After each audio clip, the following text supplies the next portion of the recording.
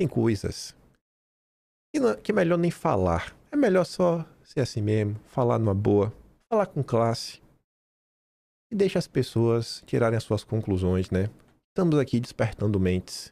Enquanto uns lacram, nós trabalhamos. A gente podia tripudiar, mas não tripudiamos. E ainda para encerrar o meu dia. Na verdade, não encerrar meu dia, né? Porque eu tava meio que almoçando. Eu tava já aqui pra eu trabalhar. Aí eu abri a porta e falei: mãe, tu sabe o que aconteceu, né? Minha mãe, meu pai, meu amigo Flávio, meu presidente. Deus parabéns. Eita, é a mesma coisa, né? Podia tripudiar em cima, podia fazer a festa, né? Mas não preciso mandar recado pra ninguém. Só agradecer. Obrigado, Flávio. Obrigado. Obrigado. Muito obrigado pelo reconhecimento. Estamos aqui. Parabéns, Kim Paim, pelo merecido prêmio de melhor jornalista. Nunca pensei, gente, de verdade, que ia ganhar prêmio nenhum. Muito menos um prêmio a nível nacional, sabe? Nunca pensei. Muito obrigado a todos vocês. Fiquei muito feliz. Ave Maria, muito feliz, velho. Não consigo me acostumar com esse tipo de coisa. Acho que toda vez que eu ganhar eu vou ficar muito feliz. Realmente meu dia hoje foi, sabe? Eu me dei o direito a ficar mais preguiçoso ao longo do dia, trabalhar. O vídeo podia ter sido até mais rápido, porque uma parte dele saiu rápido, mas depois eu fiquei assim olhando, aí pensando na vida, pensando tudo que aconteceu. Mas de verdade, obrigado aí a todos vocês. Que vem o Tetra agora, né? E na outra categoria, teve até placa pro top 3, que era o influenciador twitteiro.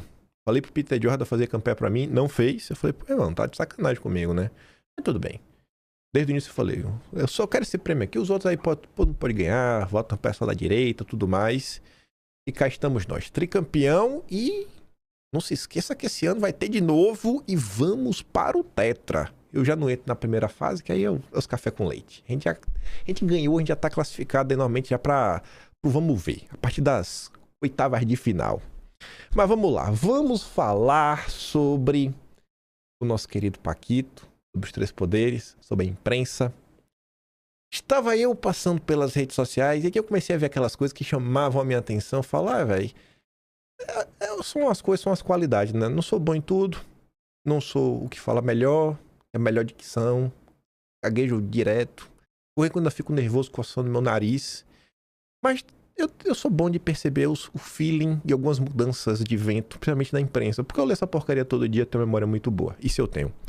Eu tava passando e eu vejo essa nota. Reunião fechada no Supremo expõe divergências e aprofunda a racha interno. Mais uma matéria da imprensa sobre o clima dentro da Suprema Corte. Só que esta nota, ela não é uma matéria apenas para te informar como as coisas andam. Essa matéria, ela tem um claro objetivo: defender a ala do Fachin e colocar pressão na ala política. Só que, bom, isso é a postura normal, vindo de um canal bolsonarista, de uma página bolsonarista, de um site de direita, vindo da CNN, isso chama atenção. Só que tem uma componente a mais. Esse tipo de nota, ajudando o Fachin, criticando os outros, não foi feito assim, de livre, espontânea vontade por parte da imprensa, mas tem o dedo da própria ala do Fachin nesta matéria. Falaremos sobre isso. Uma reunião realizada a portas fechadas no dia 12 de março ampliou as divergências entre os ministros sobre como conduzir a crise causada pelo avanço das investigações e pelas revelações do caso do Banco Master, e aprofundou o racha interno no tribunal. Aí começam os questionamentos, porque o encontro foi solicitado por Gilmar Mendes junto ao Fachin e aconteceria entre os dois, só os dois. E minutos depois, chega Dom Pedro III, Flávio Dino e o Zanin. Então vamos lá, essa reunião não foi com assessores, não foi pública, era secreta. Como os jornalistas obtiveram essas informações? Só pode ser com um dos participantes. Então você tem, a priori, 5 opções. Porque quando você vai olhar o tom, se fosse uma nota plantada pelo Gilmar, Dom Pedro III, Dino, Zanin, deveria ser uma nota favorável a eles, e a nota é extremamente desfavorável. A nota elogiosa ao trabalho hercúleo do Fachin. Vou usar a palavra da minha tia Helena. Mas e aí? Aí, veja só. Parte desses ministros tem cobrado de Fachin desde o ano passado maior empenho na defesa de colegas que estão no noticiário, por supostas relações com o ex-banqueiro Paquito, dono do Master, em especial de Moraes e Toffoli. Aí já coloca o Fachin na posição que qualquer movimentação que ele fizer é cobrança dos outros. Quem está tentando se blindar? A cobrança, porém, não surte efeito. Mais um elogio. Ele elogio discreto, né? Não surte efeito porque o Fachin, ele mantém a pregação por autocontenção do Supremo e reflexo por parte de seus integrantes evidenciando as divergências sobre a forma de conduzir a crise. Veja como o Fachin é íntegro. Veja como ele é diferenciado e ele não vai abaixar a cabeça para a política da corte. Os discursos do presidente do tribunal são vistos como indiretas aos colegas e têm incomodado os ministros.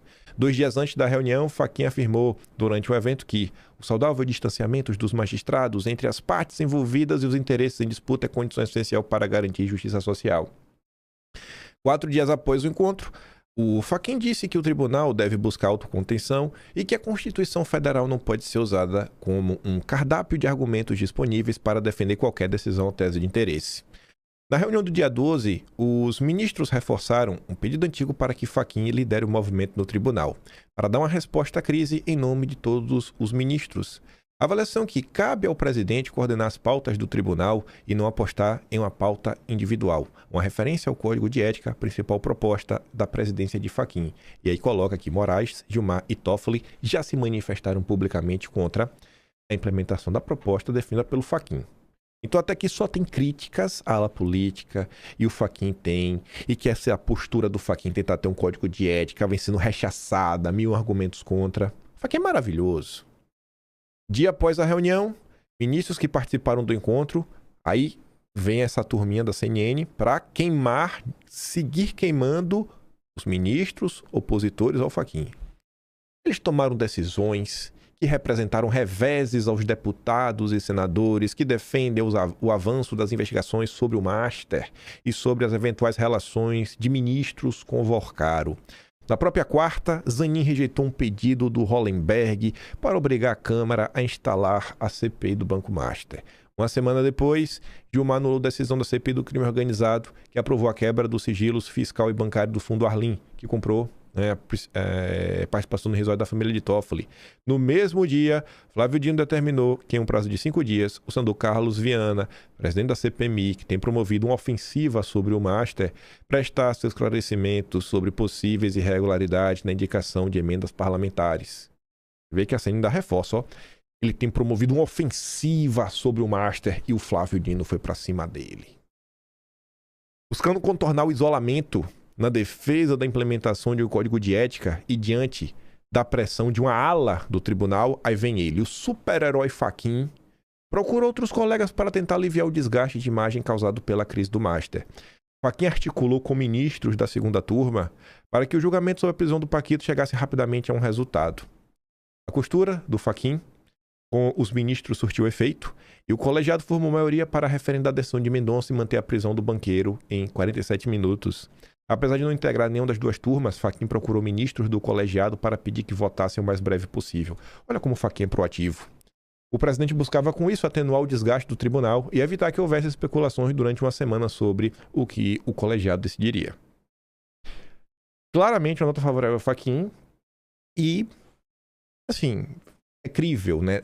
Em termos lógicos, é crível que eu estou falando para vocês que essa nota tem dedo do Fachin para realmente atacar os coleguinhas. É crível acreditar nisso, mas isso é pouco. Matéria de quem? Theo Cury e Matheus Teixeira, CNN. Vejam só isso daqui. No mundo não tão distante, ontem, para ser mais específico, ontem, o que é que eu falava em vídeo? Informações quando falávamos do Banco Master e falava exatamente da CNN. Vamos escutar o que eu disse ontem, para trazer os bastidores da operação. Nesses últimos dias eu estou fazendo questão de ler tudo que sai na CNN. Eu não estava com tanto foco, mas eu comecei a notar, questão de feeling, que a CNN ultimamente se aproximou da ala do Mendonça. Então, muita informação mesmo, tanto vendo do Mendonça quanto do Fachin, tá saindo na CNN. Tanto no Junqueira, quanto no Theo Cury, como no Matheus, como é o nome do menino? Não sei. Como é? Teixeira. Matheus Ari, não. Esqueci o nome do menino. Mas enfim, tá saindo muita coisa na CNN. Então, quando vê assim uma nota da galera da CNN falando investigadores, Gabinete do Mendonça, eles estão se mostrando que tem uma certa proximidade, até porque o que eles dizem vem acabando por acontecer. Aí o Caio Junqueira comenta. Tá aí, né? Falei ontem o que acontece depois. Exatamente, as pessoas que eu tô falando soltam notícias de comando do clima. Então, assim, não é só para mostrar que existe hoje um alinhamento de 3 jornalistas da CNN com a ala do Supremo formada pelo Mendonça, Fachin, Fux e Carmen Lúcia. Não é apenas isso. É para você ver que assim como o Lauro Jardim virou o porta-voz do mercado financeiro, como a Luísa Martins, da Folha de São Paulo, é uma das porta-vozes ao lado de Daniela Lima, Sadi e as meninas da Globo News, da ala política da corte, a outra ala também montou um núcleo de imprensa. E essa ala não tinha. O Fachin não tinha um núcleo de imprensa junto com o Mendonça e essa turma. Então, o que fica claro pra mim é que realmente existe um racha. Não é só jeito de falar assim, existe uma discordância. Não, é mais do que discordância. Eu realmente acho que saímos do ponto da discordância e uma intriguinha para realmente começar a gerar um clima de animosidade dentro do Supremo. Hoje o Supremo realmente tem um clima de animosidade. Tem. E essa divisão realmente está se aprofundando. Eu tinha dito para vocês... Daqui. Eu tinha dito para vocês esses dias Eu não tava botando fé no Fachin até eu começar a parar e olhar com calma. Eu falei, bicho, realmente, velho, tá legal. Essa bomba tá legal. Cadê onde é que tá aqui? Deixa eu ver qual foi o tema que eu botei. O Supremo racha. Quando você começa a olhar a nota do Supremo, você vê que a coisa realmente deu ruim. Aí troca os ministros, aí começa. O ministro vem Moraes em xeque, o ministro vem episódio com Moraes mais gráfico de Toffoli, Moraes mantém apoio, a fusão de nossos oficiais expõe crise no Supremo, e almoço de Fachin com os colegas, ministros criticam condução do Master, vem caso no campo do imponderável. Esse tema aqui só vai ter notícia sobre o clima no Supremo. E, curiosamente, será um dos tópicos mais, não é mais movimentados, de maior extensão, né? Com mais notícias. De todas as coisas que aconteceram no Master, tem muita coisa aqui. Até agora, meio que tá assim, tem empatado com 62 slides. O regime tá podre. Esses dois, basicamente. Então, assim, tem muita coisa que saiu sobre um tema específico. O clima no Supremo não tá mais o mesmo. Aí, hoje de manhã, quando vocês dormiam, Malu Gaspar veio trazer uma nova do Paquito, um documento apócrifo que foi encontrado. E para além desse documento apócrifo, talvez o que chame mais atenção é o que está na primeira linha, entre os mais de 12 mil documentos que foram extraídos do celular do Paquito. Tem 12 mil documentos. Quem está falando de um. O outro era o contrato da Imperatriz. Ali, o Vorcaro salvou em celular minuta de documento do TCU. Arquivo de ordem intitulado TCU Mora Excessiva pretendia suspender decisões do Banco Central sobre o Master. E o que é que chama atenção, né? Enfim, chama atenção de quem se debruçou sobre o material enviado ao Congresso Nacional a minuta de um despacho do TCU determinando que o Banco Central suspendesse toda e qualquer decisão a respeito do Banco Central. Um documento que, se fosse colocado em campo, iria para cima do Banco Central. Então já tinha uma preocupação com que o Banco Central pudesse fazer.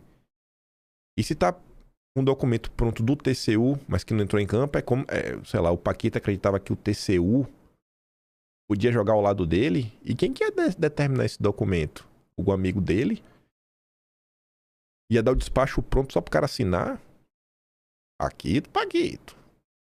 Segundo a equipe da coluna apurou, 2 versões do documento em formato Word intitulado TCU Mora Excessiva foram criadas em 29 de agosto de 25, às 9h24 da manhã e 12h47, conforme as informações que constavam nos metadados, além de determinar que o BC sobrestasse toda e qualquer decisão sobre o Banco Master, A minuta também determinava a oitiva de técnicos do Banco Central em um prazo de 10 dias.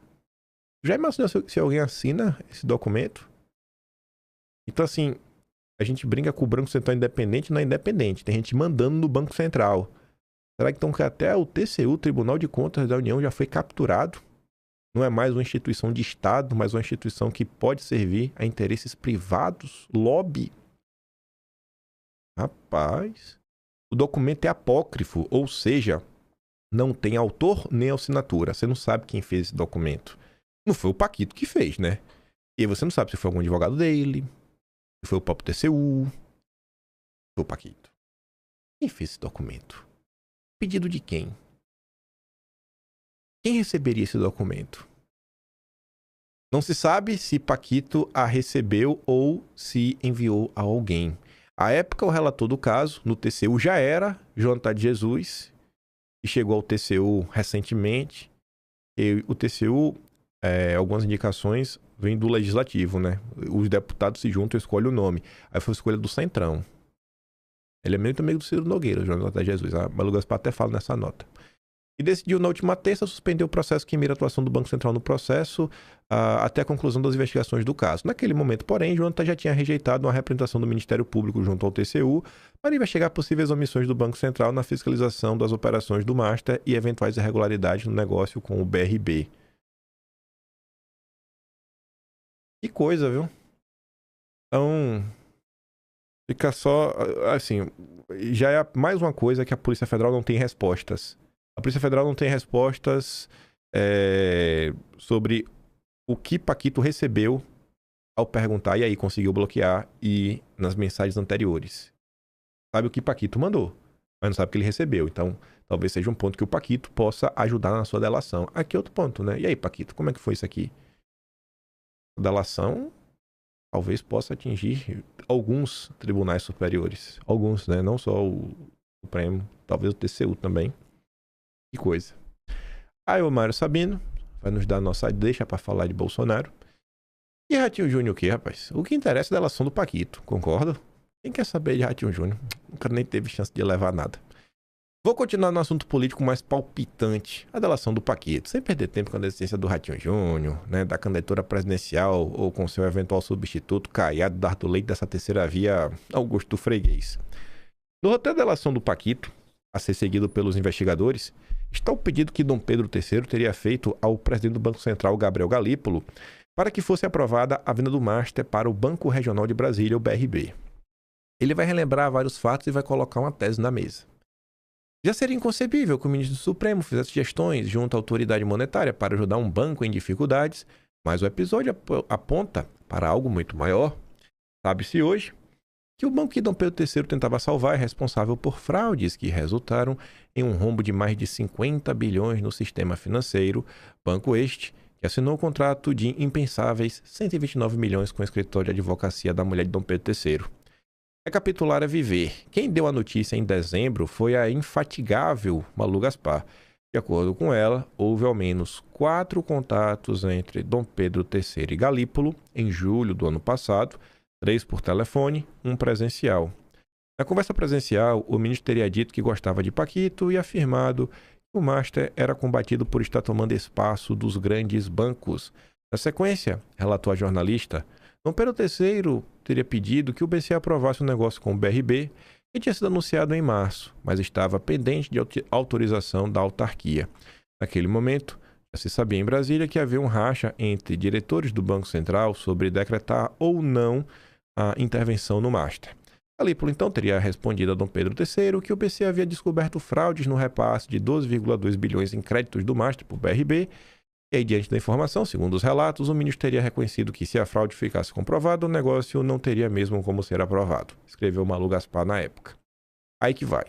Dom Pedro III negou a pressão sobre o Banco Central e afirmou em nota que se reuniu 2 vezes com Galípolo para falar sobre a Magnitsky. O problema é que os contatos relatados pela Malu Gaspar teriam ocorrido antes do ministro ser sancionado pelo Trump. Na época, isso foi amplamente comentado. O Banco Central assinou embaixo da versão do ministro, mas chamou a atenção que, no seu laconismo, a nota do banco não desmente que possa ter havido contatos entre Dom Pedro III e Galípolo para tratar do Master. Outro fato estranho: nenhum encontro entre ambos foi registrado nas respectivas agendas oficiais. O episódio ganha novas luzes e ainda mais fortes depois da revelação que Moraes e Paquito trocaram mensagens no dia da primeira prisão preventiva do Master e das notícias sobre as visitas do ministro à casa do Paquito em Brasília. E é que tá. Se o Vorcaro seguir o caminho que se espera dele, Galípolo deverá ser chamado a depor e terá de contar a verdade, toda a verdade. Porque vão acabar questionando, né, sobre essa atuação do Banco Central, se houve ou se não houve, se ele pediu ou não pediu. E aí? Então você começa a ver que essa questão do Paquito, para além do Centrão, dos políticos e de algumas pessoas que a gente já está esperando, agora já começa a pintar no cenário o TCU e o Banco Central, além dos dois, né, que foram alvo aí de medidas, né, de buscas e apreensões, o chefe lá do setor e o diretor-geral, o chefe do setor e o diretor lá do Banco do Brasil, o Brandini e outro lá. Esqueci o nome dos caras agora. E aí? Agora você tá falando do próprio Galípolo tendo que prestar esclarecimentos. Tá ficando bom esse caso Master, né? Isso porque nem começou a vazar nada da delação. E aí você se pergunta até onde vai a extensão e quantas pessoas serão ouvidas após o Paquito dar com a língua nos dentes. A delação do dono do Master é muito mais palpitante do que qualquer outro assunto político e certamente será determinante na eleição presidencial, mais determinante do que qualquer nome dessa terceira via ao gosto do freguês. E vamos falar de eleições, vamos falar de outras coisas tantas. Ontem, finalmente, Bolsonaro teve a sua prisão domiciliar, entre aspas, né, liberada, muitas aspas, porque é uma prisão domiciliar temporária. A priori 90 dias. O doutor Alexandre de Moraes faz um exame médico aí, né? Vai que ele melhora, manda pra cadeia de novo. É muito amor, né? Ele não vai poder receber visita, diversos absurdos. Até na cadeia, Bolsonaro precisa de mais visita do que nessa domiciliar, viu? Tudo bem. O melhor que tá em casa. Menos mal, ele vai estar em casa. Vai estar com um pouco mais de conforto. Sem sombra de dúvida, com um pouco mais de conforto. Mas tá ali. Ele suspendeu visitas por 90 dias. Apenas os filhos, médicos e advogados poderão visitar Bolsonaro. O objetivo disso é óbvio, né? Impedir que Bolsonaro participe do processo político eleitoral. Eu acho impossível o Bolsonaro não participar, porque ele vai acabar conversando com o Flávio. Isso é mais do que o suficiente. Carlos Bolsonaro destaca o óbvio, mais uma vez: prisão domiciliar não é liberdade. E o Carlos ainda explica e fala, para quem ainda não entendeu, que o Bolsonaro segue sendo torturado. Não tem outra palavra para descrever o que está acontecendo com o Jair. Eu não vou dar play no vídeo, o texto ali já diz muito. O Carlos fala assim, ó: é óbvio que eu fico extremamente aliviado e finalmente vi meu pai em casa, podendo ser cuidado de forma mais adequada, aumentando sua possibilidade de sobreviver frente a tantas comorbidades médicas expostas ao longo de meses. Mas isso não pode ser tratado como justiça e nem celebrado como tal, frente a um processo repleto de ilegalidades expostas pela própria imprensa. Ontem, Flávio Bolsonaro inventou de expor isso. A Globo News encerrou a entrevista abruptamente. Iremos ver esse recorte já já. Para que exista justiça de verdade, nenhuma condenação dentro desse atropelado cenário pode ser normalizada. Qualquer pessoa minimamente decente sabe disso. Carlos, você vai ver que no fim, fazer o certo sempre dá certo. Uma hora as coisas vão dar muito certo pra gente. Eu não sei se no primeiro ano do governo Flávio, no segundo, no terceiro, no quarto, ou se será no segundo governo Flávio.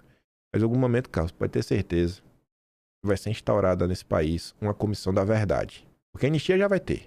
O primeiro ato do governo Flávio, não tenho dúvida que vai ser trazer um pouco de justiça a todos esses perseguidos, todos esses inocentes. Mas depois de soltos, as pessoas precisam ser recompensadas. Fazer uma comissão da verdade. Você vai estar lá no Senado, tanto como testemunha, porque você viveu, testemunha ocular, mas como político para fazer justiça. Isso já aconteceu no passado, a gente não está inventando nada. O Estado brasileiro vai punir quem tem que punir e trazer justiça a todas essas vítimas, em especial o Jair. Em especial o Jair, porque é o Jair, né, gente? O líder desse movimento todo. É quem permitiu que tudo isso esteja acontecendo.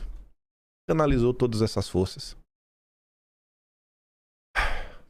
Enfim, a gente já estava comentando isso nos últimos dias, mas só para reforçar. A ala do Supremo teme sinal de fraqueza com Bolsonaro em casa. Imagina que ala do Supremo é essa, né?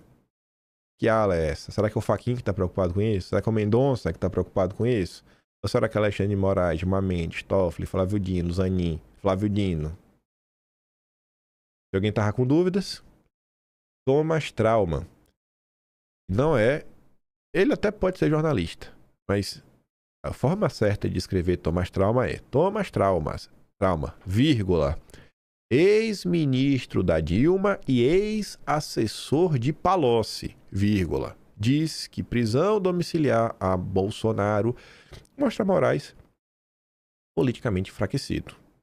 Ele não tá todo errado, não. Não é querer, sabe, comemorar mais do que a gente deve. Em outros momentos, mas isso jamais teria acontecido, como não aconteceu no passado. A saúde do Jair já requer cuidados especiais há muito tempo. Só está acontecendo agora exatamente por todos esses escândalos envolvendo o Supremo, o que prova a tese que nós só chegamos neste caos e nessa ditadura por conta do apoio do consórcio. Não só o seu silêncio, mas principalmente pelas suas narrativas de apoio a esse regime tirânico. Aí vem ali o Rafael Moraes Moura. Trabalha com a Malu Gaspar. Dom Pedro III busca blindar Supremo ao conceder prisão domiciliar para Bolsonaro. Dom Pedro III vinha resistindo a considerar os problemas de saúde um motivo para enviar Bolsonaro para casa, mas aliados relataram que a situação mudou radicalmente desde que o ministro negou o primeiro pedido em novembro do ano passado, com o agravamento do quadro médico de Bolsonaro. Interlocutores de Bolsonaro apostavam que a pressão interna do Supremo e o desgaste da corte diante do avanço das investigações do Master levassem Dom Pedro III a finalmente concordar com o pedido da defesa pela concessão da domiciliar. Moraes cedeu, mas fixou um prazo de 90 dias para a vigência da medida. É o médico, ele vai rever depois. O parecer do PGR, concordando com a transferência, pavimentou o caminho para a guinada, né, de Dom Pedro III, decisão técnica. Aí a Daniela Lima também comenta que ministros do Supremo foram até Moraes defender domiciliar para Bolsonaro. Ao menos 2 integrantes do Supremo conversaram longamente com Dom Pedro III sobre o tema. Segundo os relatos, os colegas disseram ao ministro que, dado o agravamento do quadro de saúde do ex-presidente, mantê-lo na papudinha, ainda que sob monitoramento médico em tempo integral, abarcaria um risco dispensável a Dom Pedro III neste momento. Veja só, né? E a imprensa fala isso na maior naturalidade que tem. Não, eles foram lá pedir. Você vê, gente, que é uma decisão política. Tudo isso é uma decisão política. Estão decidindo politicamente sobre a vida de uma pessoa. Não é assim o futuro. É a vida mesmo. Se o cara vai estar vivo ou vai estar morto. A maior normalidade. Estão nem aí pra nada. A decisão de Dom Pedro III sobre Bolsonaro embute um cálculo político pró-supremo. Óbvio. Aí o Caio Junqueira relembra que o motivo é a crise que o Supremo vem passando. Aí ele cita os dados aí da Atlas Intel. Por sinal, hoje sairá a Atlas Intel. Será que já saiu? Deixa eu ver se já saiu aqui. Vou até receber com a mensagem de um amigo. Eita. Ah, não. Não é isso não. Aqui é outra notícia. Vai sair o de Atlas Intel. Capaz de ter saído agora de manhã cedo. Enfim, iremos comentar em breve, né? Será que o Flávio aumenta a sua distância? Flávio aumentar, hein? Eita, vai ser uma delícia ver o petista gritando na rede social. Mas enfim, a conta é fácil. Se Bolsonaro viesse a bater as botas, o quadro se agravaria e poderia gerar um efeito dominó para a corte. Primeiro, fortaleceria a candidatura de Flávio, já empatada com Lula. Segundo, fortaleceria candidaturas com discurso anti-supremo, que já se posicionaram para a eleição de outubro. Terceiro, potencializaria as chances dessas candidaturas, dando a sonha da maioria que o bolsonarismo pretende ter no Senado no próximo ano para afastar por impeachment um ministro do Supremo. Foi esse cenário que pelo menos o ministro da Corte tratou para Dom Pedro III, como revelou a CNN na semana passada.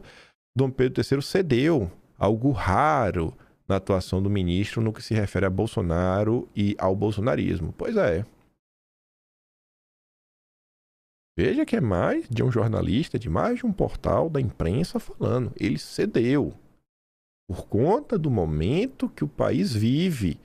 O que, mais uma vez, reforça que a tirania só foi instaurada porque a imprensa apoiou. Se a imprensa tivesse exposto desde o início, martelado, como está martelando no caso do Master, todas as ilegalidades, arbitrariedades, heterodoxidades, né?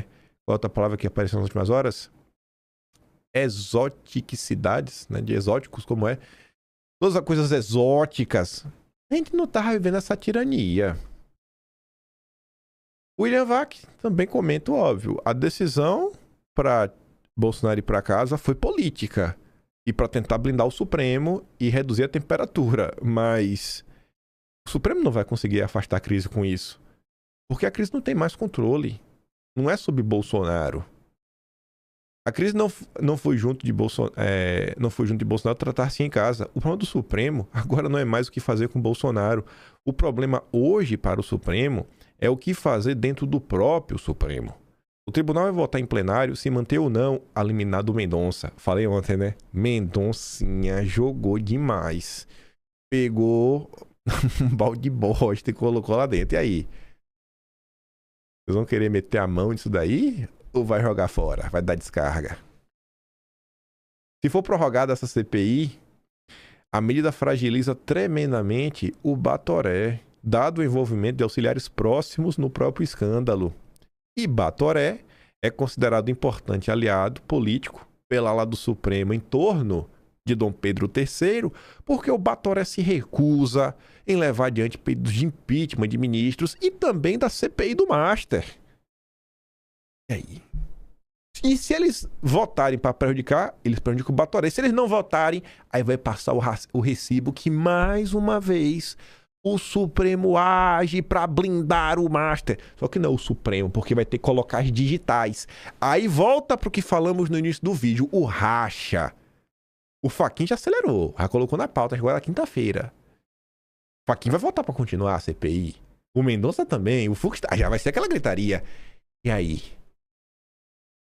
Vocês lembram, gente, quando foi a última vez? Olha como são o sinal dos tempos. A gente, quando fala de eleição, faz aquela piada, quando chegam os votos do Nordeste, 51-49. Aí fica aquela eleição disputada, quando chegam os votos no Nordeste. Quando se trata do Supremo, a gente fala o quê? O corporativismo. Não sei quem quer condenar Bolsonaro por unanimidade. É sempre assim, né? Vocês lembram que, gente, num passado não tão distante, no início do governo Bolsonaro, as piadas que a gente fazia sobre o Supremo, sobre essas votações, eita, vai ser um 6-5, hein? Sempre um 6-5. Porque era assim. Porque realmente existia uma divisão, podia até ser teatro para ser 6-5, mas era um 6-5. A gente saiu da era do 6-5, as votações apertadas no Supremo, para as unanimidades. E o que ganhava destaque era aquele voto do Marco Aurélio Melo. O único a votar contra o inquérito do fim do mundo era Marco Aurélio Melo. Ah, meu Deus, foi 10-1. Estamos próximos de votar para a era do 6-5 e, a depender da carruagem, um 6-5 bolsonarista. Flávio vai indicar 3 e o Messias, até agora, não foi anunciado. Logo, não foi pautado. E as notícias que estão saindo na imprensa é que o Batoré pode não pautar o Messias. E o Flávio foi falar com o Batoré. Já pensou um 6-5? Sabor direita. Sabor, né? Porque Cássio é sabor direita. Mas é um sabor gostosinho. É gostosinho, dá pra tomar, né? Não é o sabor original, mas sabor energético. Bom. Veja o sinal dos tempos. O Brasil está mudando. O Mendonça jogou demais com essa. Vocês querem sair da crise? Não, eu vou trazer a crise. Enfim, fragilizar o Batoré é fragilizar uma parte do Supremo, que já é visto hoje como uma instituição dividida entre os que querem investigar tudo, inclusive como forma de livrar o Supremo da atual crise de credibilidade, e os que não pretendem que muita coisa seja investigada por razões políticas, pessoais ou ambas. E essa votação vai reforçar isso. Quem vai votar, quem vai mandar esse recado, Batoré, se lasca aí. Não é pelo que faz ou deixa de fazer com Bolsonaro que o Supremo trará consequências políticas para as próximas eleições. É pelo que fará consigo mesmo. Aí que as coisas agora vão começar a ficar engraçadinhas. Vocês lembram quando o Bolsonaro foi para Papudinha? A gente observou o embate, sabe quem foi o grande responsável, o grande vencedor da ida da Papudinha? Vocês lembram disso? Vocês não lembram? Acho que agora foi em janeiro isso, não foi? Tenho quase certeza. Ah, esses dias alguém falou e foi mal. Eu não consegui resolver antes, mas resolvi agora. O pessoal tava sem conseguir acessar o Atlas de Janeiro, porque o Atlas de Janeiro ele não tava dando para acessar pelo computador. Ele só tava acessando pelo celular. Aí ontem eu entendi o que era. A minha equipe, na maior parte do tempo, sou eu, né? Obrigado, equipe Equim Paim. A equipe não tá realmente conseguindo entender o que tava acontecendo. Eu falei, cara, o que tá acontecendo? Porque pelo celular abria. Eu falei, mãe, acessa aí. Minha mãe acessou. Não funcionando. Eu falei, cara, o que tá acontecendo, velho? Aí me vi uma possibilidade do que pudesse ser, mas agora tá corrigido. Me perdoem de coração. E os próximos não vai acontecer mais isso. Porque você vai entender. Assim como você não entenda muito de web design nem nada, eu tive que criar toda uma ala nova de páginas, enfim, só para tratar de 2026. E quando eu faço isso e a plataforma que eu uso cria páginas dinâmicas, ele não carrega as configurações. Então até eu conseguir refazer tudo que eu fiz lá atrás. Não é um negócio que eu faço usualmente, então me perdoem. O Atlas agora, acessando pelo computador, você tem acesso. Mas enfim, aqui ó, Papudinha. A verdade ou oportunismo? Tá mais ou menos aqui. A versão finalizada do Atlas bonitinha, tô esperando a Mari entregar ainda, mas enfim. A gente comentava sobre essa questão, aí começaram a ter aqueles embates. Aí o Malafaia, na época, tentou capitalizar a vitória da Papudinha para a senhora Michele Bolsonaro e Tarcísio, ambos. E aí, na época, eu fiz um dossiezinho. Eu colocava diversas notícias em ordem, desde o ano anterior. Você vê aqui mesmo, ó, notícia de 5 de novembro. Moraes avalia futuro de Bolsonaro e analisa-lo na papuda. Moraes pretende mandar Bolsonaro. Malu Gaspar em novembro também. Aí mostrando que até o The Guardian falava sobre isso. Aí no final eu montei uma tabela com todas as datas, mostrando que essa história de Bolsonaro ir para Papudinha, pelo amor de Deus, né, gente? Ela estava meio que precificada, já tinha um tempo. E naquele mês de janeiro, pessoas tentaram pegar a ida para Papudinha e dar a vitória para uma ala da direita. Assim como o Supremo tem alas, a direita também tem. E aí o Flávio Bolsonaro entrou, na época, vamos continuar aqui, pelo tema, né? Flávio tenta acalmar, que é exatamente essas brigas que tiveram. E o Flávio falou, galera, pede união, sabe? Tenta mostrar união com Tarcísio e Michele. O pessoal tentando dar os méritos para o Flávio. Gente, vamos ficar de boa, não vamos brigar, tudo mais. Aí o pessoal falou, rapaz, cobrado não atacar. E o Flávio tentando colocar panos quentes. Aí eu estou passando na internet ontem. Eu senti aquele mesmo filho ali do vídeo da CNN que fala, esse Theo Cury, esse Matheus Teixeira, esse Caio Junqueira, eles estão de conversinha com o Supremo. Aí quando eu vi esse tweet do Jair Renan, eu lembrei de algo. Falamos de metadados no vídeo de hoje, né? Vamos mostrar alguns metadados. Eu salvei esse vídeo com o número errado, de propósito, porque eu não podia alterar o metadado. Eu já vou entender. Ontem, o Jair Renan fez esses 2 tweets, fez questão de colocar uma notícia sobre o Flávio. Finalmente meu pai está voltando para casa. Finalmente mesmo, Jair.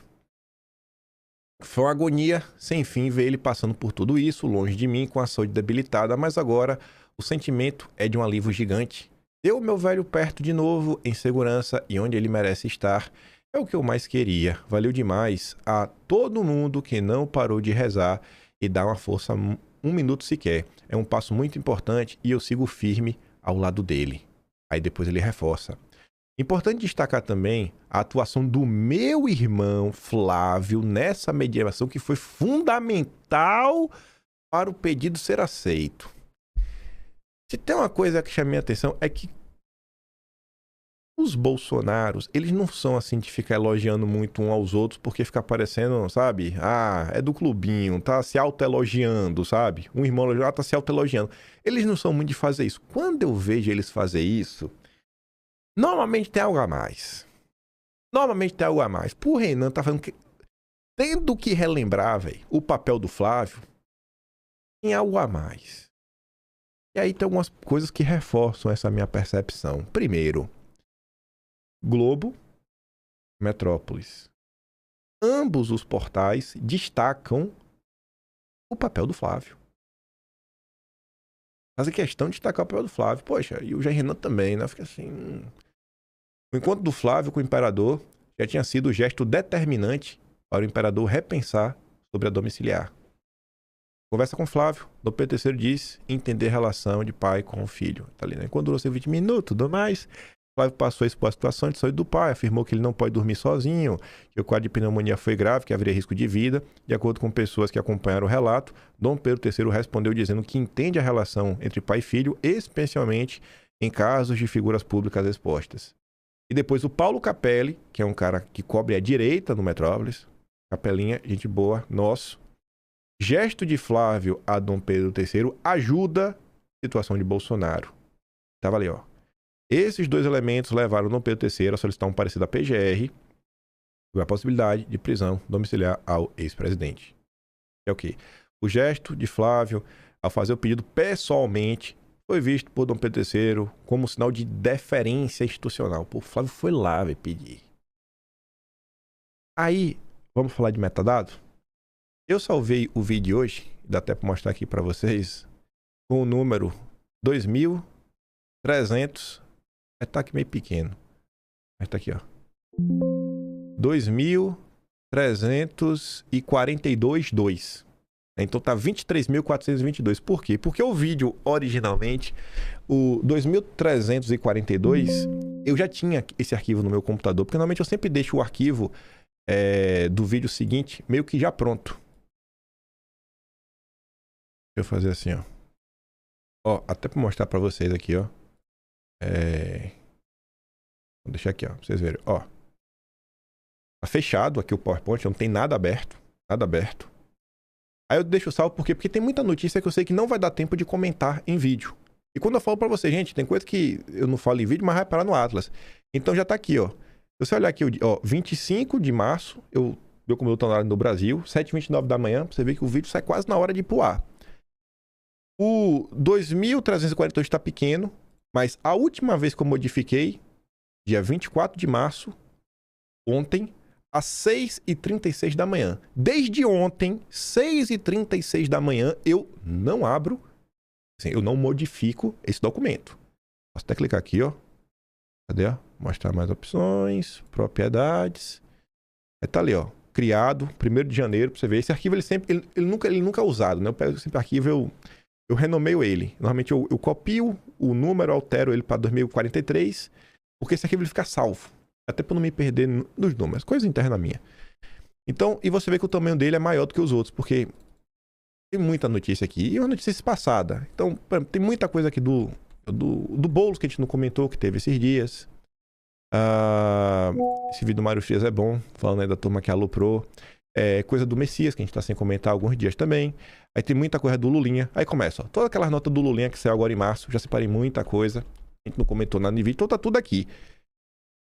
E o que é que tava nesse arquivo? Uma coisa que eu sabia e não daria tempo de comentar no vídeo ontem. Essa notícia aqui, ó, do Metrópolis. Já tava salvo ontem. Pra quem lê imprensa, já tava no feeling que ia ter uma confusãozinha. Olha a manchete. Domiciliar de Bolsonaro. Dom Pedro III dará vitória a Michele ou a Flávio? Na hora que eu vi isso, e que eu lembrei no caso da Papudinha, já teve esse embate da ala, da dona Michele, tentando levar os créditos. Eu fiquei assim, tudo azul aqui nessa imagem que eu coloquei no vídeo hoje.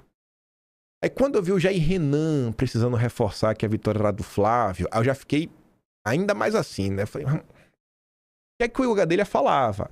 E olha a data, dia 23, 7 da manhã. Anteontem, a torcida dos aliados da ex-primeira-dama é para que Dom Pedro III dê a decisão logo após receber Michele, o que está previsto para esta semana. A avaliação é que, assim, a vitória seria atribuída ao esforço dela. E aliados de Flávio esperam que a decisão saia antes do encontro com Michele e assim avaliam. A vitória ficaria com o senador que visitou Dom Pedro III na semana passada para fazer um apelo pela domiciliar do pai. E aí? Será que realmente rolou esse movimento político? Podemos agora vir para a prova cabal? Reunião de Michele com Moraes sacramentou prisão domiciliar de Bolsonaro. Ô, rapaz! Ó a coleirinha do Deltan falando mais alto. Olha. Apertou no pescoço. Não foi a Revista Oeste que veio dar vitória, junto com outras pessoas, né? Ligadas a Michele Bolsonaro ontem. E aí aqueles 2 tweets que me deixam feliz, né? Que é o que eu luto pra acontecer, né? As pessoas se politizarem, começarem a perceber essas nuances. O Vinícius já diz, ó, o jornalista e a revista que nunca decepcionam. Como dito por alguns aqui, estão tentando vender a ideia de que a decisão de Dom Pedro III teve interferência fundamental de Michele. Depois dizem que estamos pegando no pé. Qual a opinião de vocês? Aí vem o Márcio. Ele vai direto ao ponto. Engraçado, rapaz, que matérias como essa quase sempre saem na coluna do Edilson Salgueiro. É bom lembrar que esse cara não gosta de Bolsonaro nem dos filhos. Será mesmo? Vocês vão acreditar no Márcio Bruno? Me perdoa, Márcio, um Zé Mané de internet, ou vocês vão acreditar na Revista Oeste ou Edilson Salgueiro? Bom, eu vou ficar com o Zé Mané, Márcio Bruno. Eu vou ajudar ele. Outubro de 2025. Será que existe um padrão? Será que é sempre o Edilson Salgueiro? O que acontecia em outubro? A Revista Oeste postava: candidatura de Eduardo depende de Tarcísio. E Eduardo falando 1001 vezes, eu sou candidato. Mesmo que o Tarcísio se lance, eu serei candidato. Eduardo deixava isso claro, tá lá no Atlas. Aí tá ali, ó. Há alguns meses eu venho dizendo exatamente o inverso, que minha candidatura não depende do Tarcísio, e reafirmo. Quem foi que publicou essa nota contra os Bolsonaro? Edilson Salgueiro. Nossa, que coincidência. Ainda em outubro, e no Atlas, né? Pode ver que tem essa colagem aqui embaixo do Eduardo com 2 coisas. Em setembro, um mês antes, Bolsonaro quer Tarcísio presidente e Michele vice, ou lobby. Exatamente a dupla que o Silas Malafaia deu crédito pela vitória da Papudinha. Carlos Bolsonaro postou 2 dias antes, essa aqui do Metrópolis, Bolsonaro fecha apoio a Tarcísio para a eleição presidencial e Carlos dizia, eu estava com ele hoje e não ouvi nada disso. E mesmo os Carlos falando isso dia 24, 2 dias depois, quem que postou? Quem foi o jornalista da Revista Oeste que postou essa nota? O Edilson Salgueiro! Meu Deus! Que coincidência! Aí vamos para novembro. O que aconteceu em novembro? Caso da Emília. Boneca de pano. Carol de Tony mantém pré-candidatura ao Senado por Santa Catarina e espera a decisão do PL. Aí, curiosamente, essa matéria tinha todas as críticas da boneca de pano. Todas. Destruindo o Carlos. E não tava as falas do Carlos, dizendo, poxa, a minha candidata é de Tony, a minha candidata é de Tony, a minha candidata é de Tony. E agora que estamos em 25 de março de 2026, quem são os senadores de Santa Catarina? Carlos e de Tony. O Flávio já anunciou ambos, está certo, já está sacramentado, será Carlos e de Tony. Chapa pura, o que todo mundo defendia. Ou seja, o Carlos falou a verdade. Essa matéria chamava atenção que não tinha o lado do Carlos. Primeiro lugar, né? Quem era o jornalista da matéria? Edilson Salgueiro! Ele de novo! E ali nota a gente falava, né? Um ponto esquisitíssimo nessa matéria é que a revista Oeste não divulgou os posicionamentos públicos de Carlos Bolsonaro, que eram de amplo conhecimento. Aí, mais pra frente, quem aparece de novo? Edilson Salgueiro. Primeiro indo pra cima da Vanessa Navarro, colocando aqui um salário. Acho que a Vanessa é assessora de alguém. Então, assim, a informação dela não presta porque ela é assessora de alguém. Esse Edilson Salgueiro tá demais, viu? E aqui também, ó. Olha o que ele falava aqui. Alguém da tropa da divisão da direita, o Mauro falava, ó, jornalista desonesto. Cadê a visão de Carlos Bolsonaro? Né? É verdade, seu M, vagabundo desonesto. E Edilson, a visão do Carlos era verdadeira, né? No final foi chapa pura. Carlos e a Carol de Tony. Tudo que ele falou ao longo do mês de novembro. Aí o que o Edilson Salgueiro dizia?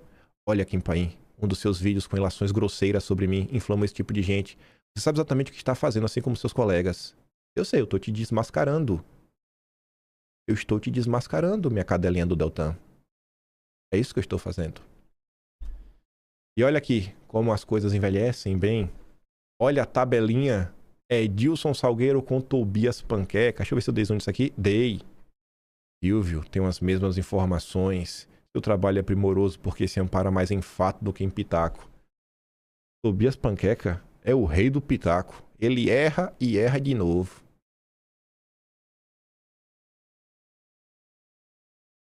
E aí, gente?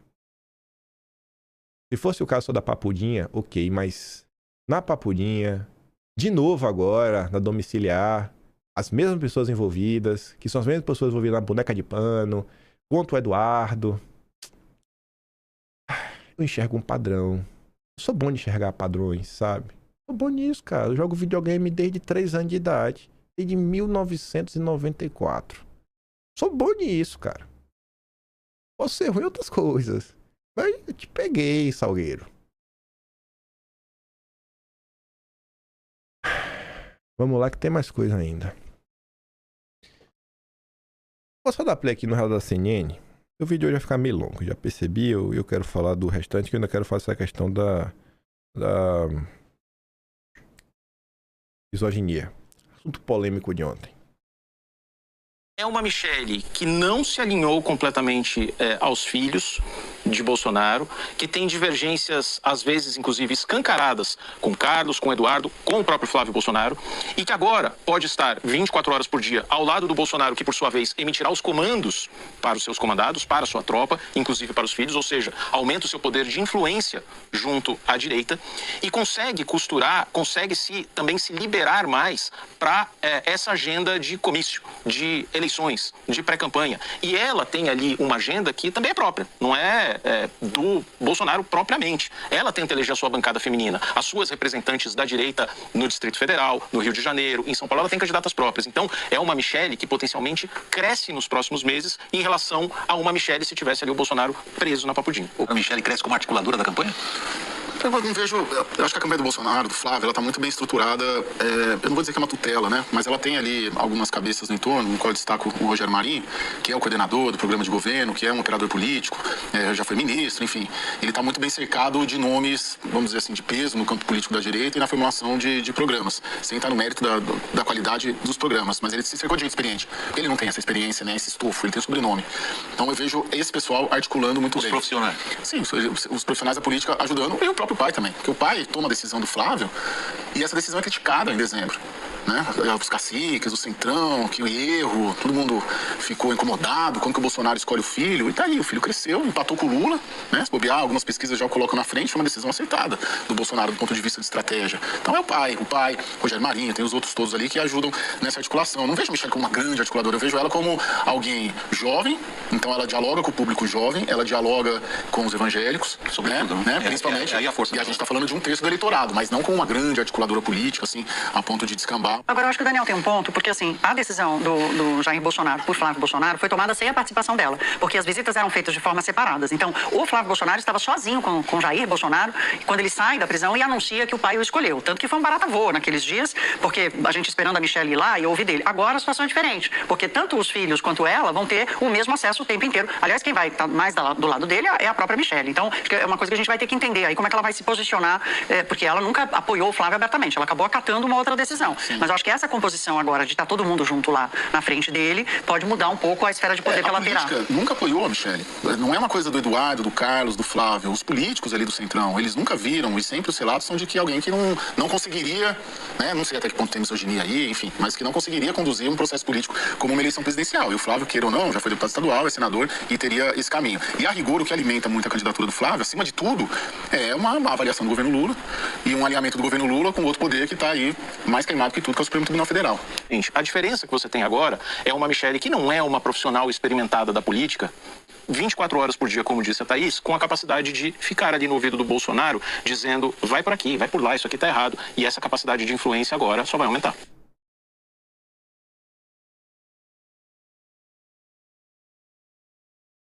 Eu não sei como botar isso aqui. Eu tô aqui pensando aqui no formato na minha cabeça antes de desenhar, né? Essas letras aqui vai dar pra explicar umas coisinhas. Que letras são as que eu tava escrevendo enquanto a letra ali também. Deixa eu um pouquinho pra trás aqui, ó. Vocês vão entender rapidinho, ó. O que é isso daqui? Letra E, R, M, V e C.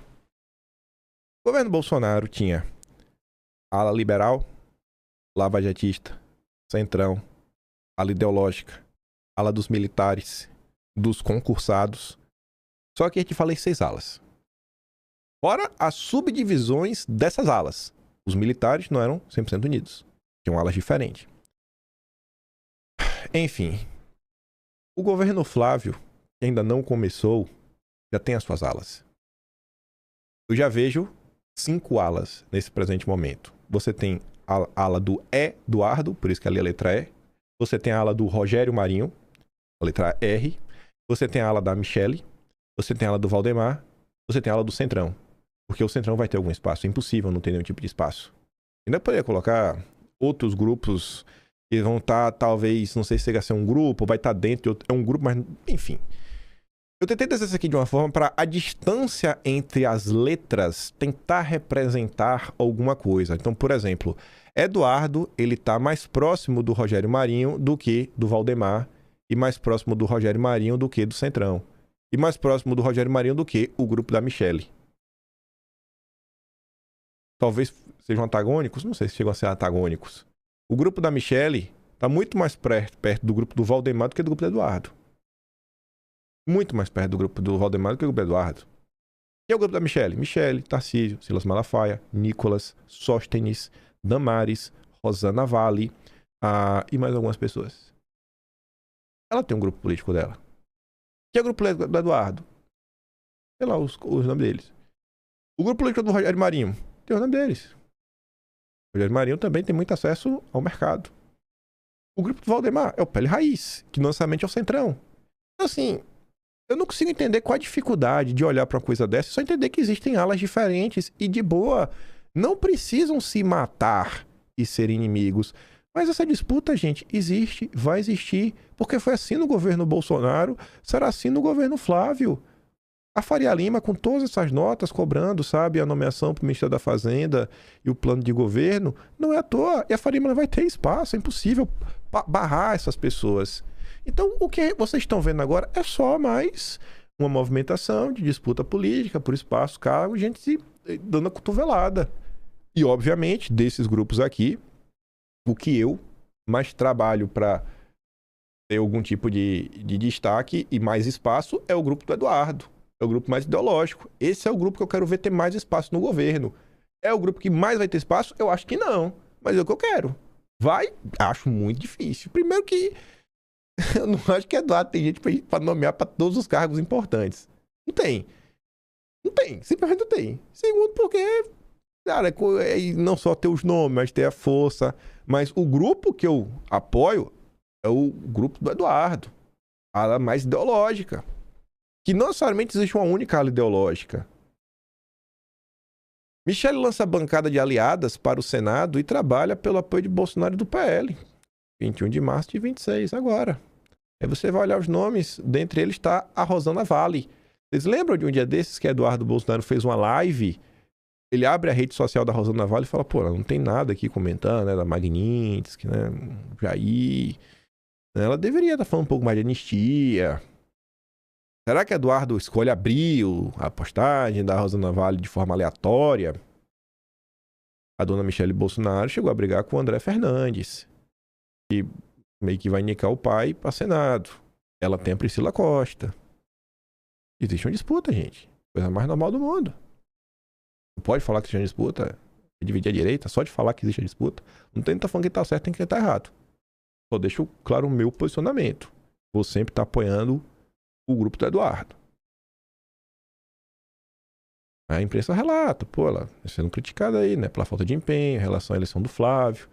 Naquela última carta do Jair, falou, ninguém cobra ela não, que até abril eu pedi pra ela ficar de boa. Mas meio que ela não tá de boa, né? Ela segue compartilhando postagem de todo mundo, menos dos filhos de Bolsonaro. Michele ganha espaço após crise e marcha de internação de Bolsonaro e entra em choque com Flávio por palanques no PL. E a imprensa toda percebe. Pô, Flávio, em Minas, tá lá escrito, né? O Matheus Simões tira voto, mas é o candidato do Nicolas, porque tá mandando emendas para as regiões que o Nicolas tem candidatos. Então o Nicolas também quer montar a bancada dele e do jogo. É do jogo. Mas o grupo que eu apoio é o grupo do Eduardo. Eu apoio o grupo do Eduardo. Meu tá claro. Não existe um único grupo. Quem fala isso pra você tá mentindo. Eu quero que o grupo que tenha mais força no governo é o grupo do Eduardo. Em São Paulo, né? Tem a briga também. Flávio, que é a vice. Aí o Tarcísio meio que quer manter o Ramu, mas esse papo do PSD é furado, porque o Ramu tá indo pro MDB. Aí a Michele vai na direção oposta. Ela diz que é da vontade do Tarcísio, a vontade do Tarcísio deve ser respeitada, ela tá reforçando, porque é um aliado dela. Tanto que o irmão da Michele, o Diego Torres, cuida da comunicação do Tarcísio. É a política, como ela é. Não tô criticando nada. Só que eu apoio a ala do Eduardo Bolsonaro. Só isso. Aí vamos lá. Ontem o Flávio foi na Globo News e, na minha concepção, as duas maiores personalidades hoje de interesse da imprensa é Lula e o Flávio. Por quê? Porque serão os dois grandes nomes da eleição de 2026.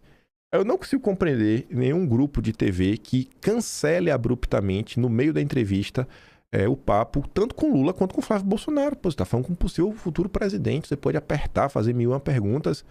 Só que foi isso que aconteceu com o Flávio quando ele começou a expor as decisões heterodoxas de Dom Pedro III. Quando os dados contra o Bolsonaro foram aceitáveis. Então a gente vai sempre defender esse ponto de vista que o presidente Bolsonaro nem deveria ter sido condenado, porque no nosso ponto de vista não cometeu absolutamente nada de errado. Tá, então quem passa pelo devido processo legal, quem é julgado por juízes imparciais, quem tem um inquérito que foi onde provas foram produzidas de indícios, de autoria, de materialidade e tudo, é uma coisa. E não é o caso do presidente Bolsonaro, acho que cada dia que passa fica mais claro para todo mundo. Senador, a gente sabe... Desculpa. Obrigada pela sua presença aqui na Globo News e até a próxima vez. Malu, não quer continuar essa pergunta, mano? Não, pode fazer, tá resolvido. A Júlia que manda, obrigado, senador. Não, desculpa, Malu, eu não vi. Não. Senador, obrigada pela sua presença aqui e até a próxima. Bom trabalho.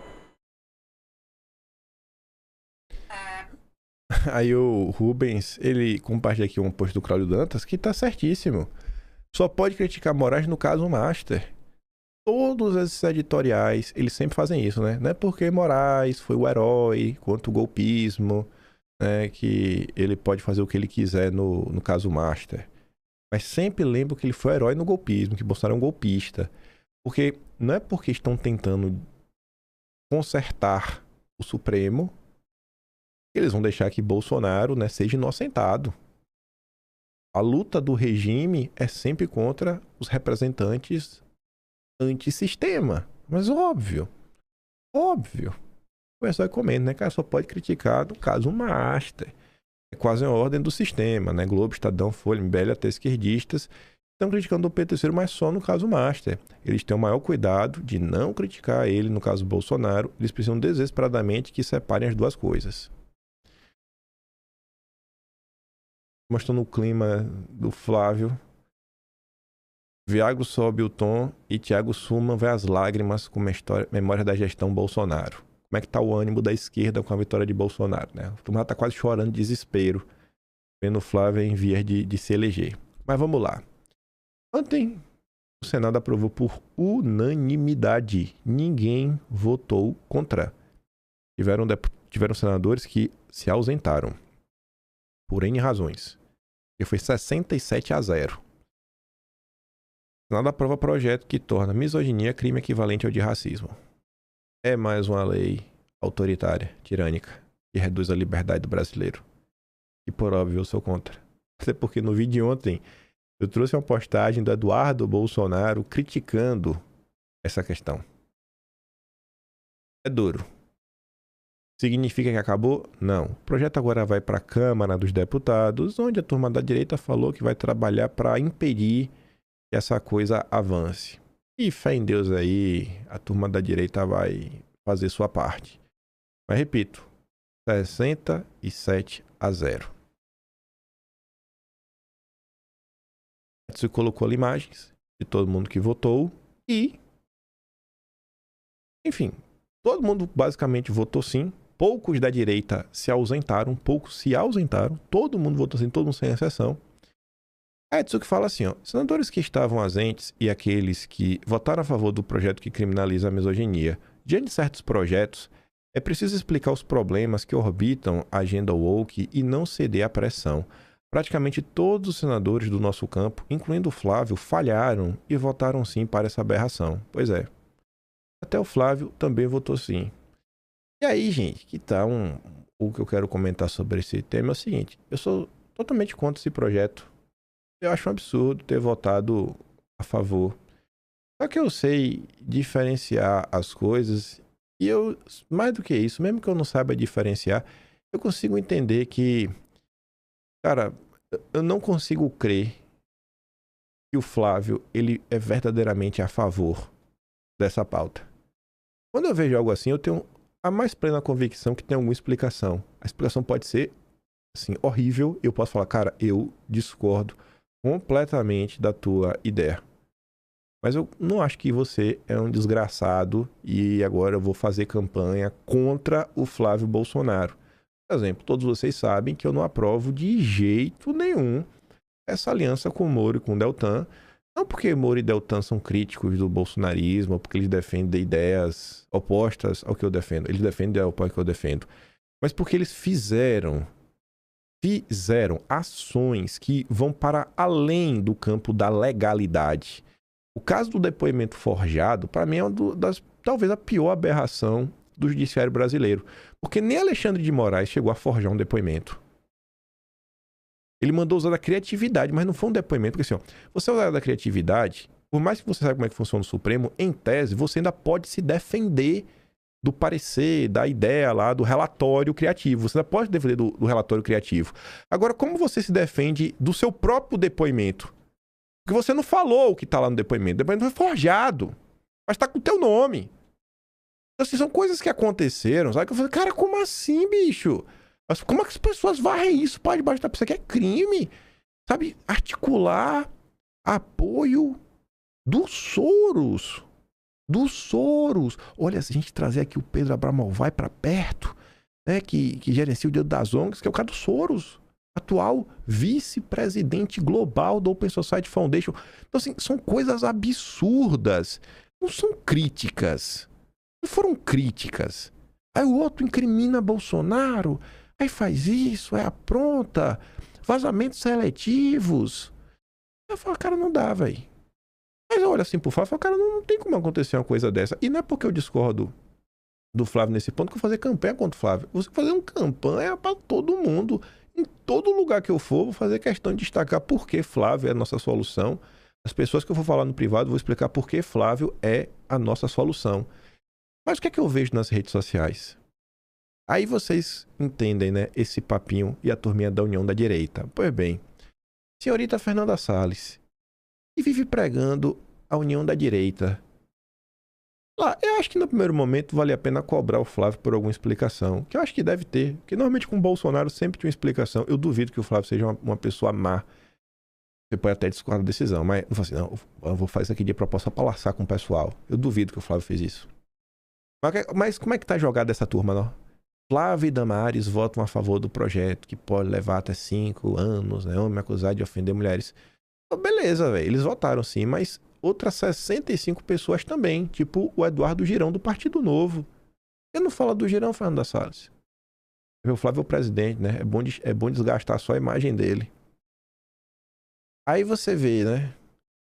Papini. Esse outro dia tava falando impropérios sobre minha pessoa.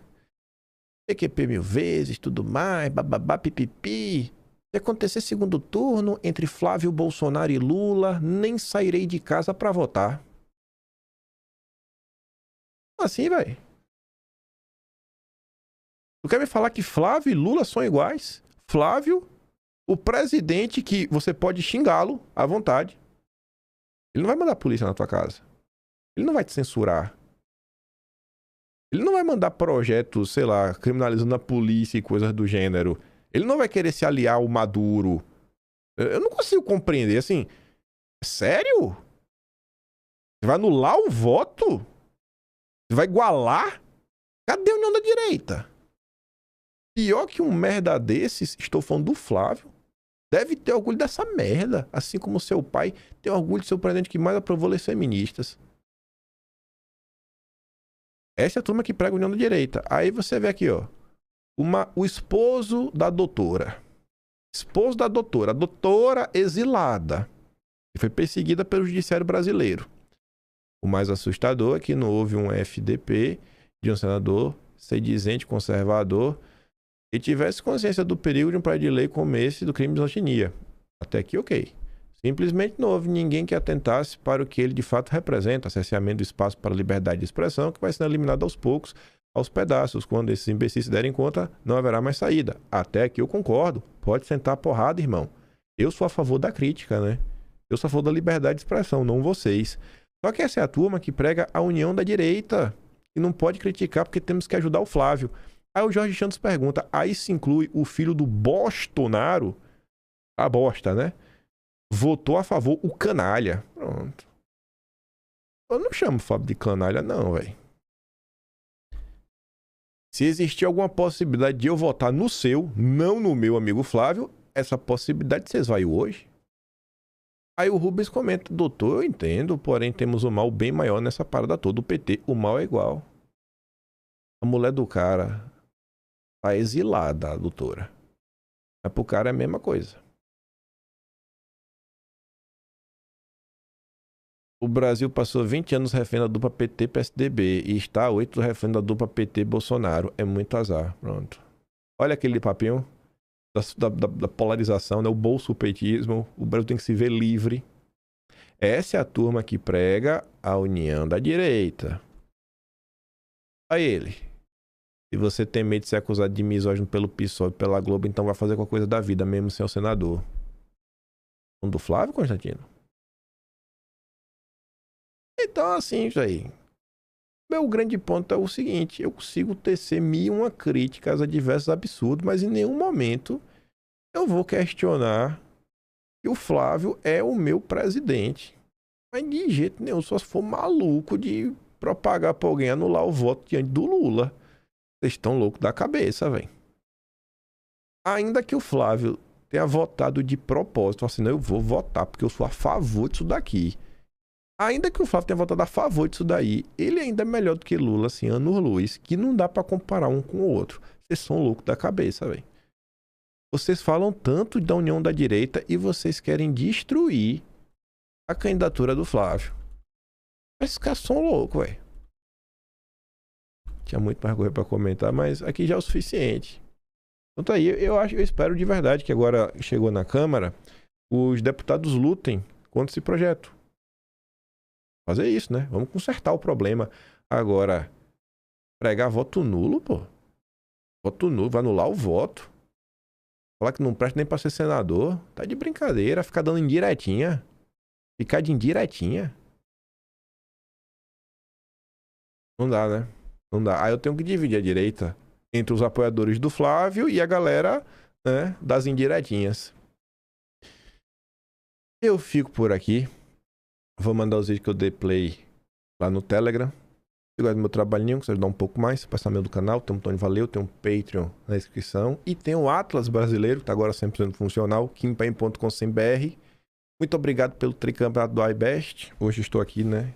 Gravata nova, tudo bonito essa gravata. Olha, combinou demais com esse terno. Quem me deu foi minha tia Liana, a mesma que deu essa camisa.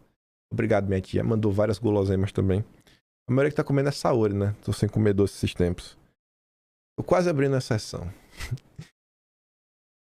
Aquele grande beijo e abraço. Tamo juntos. Valeu, meus amigos. Fui!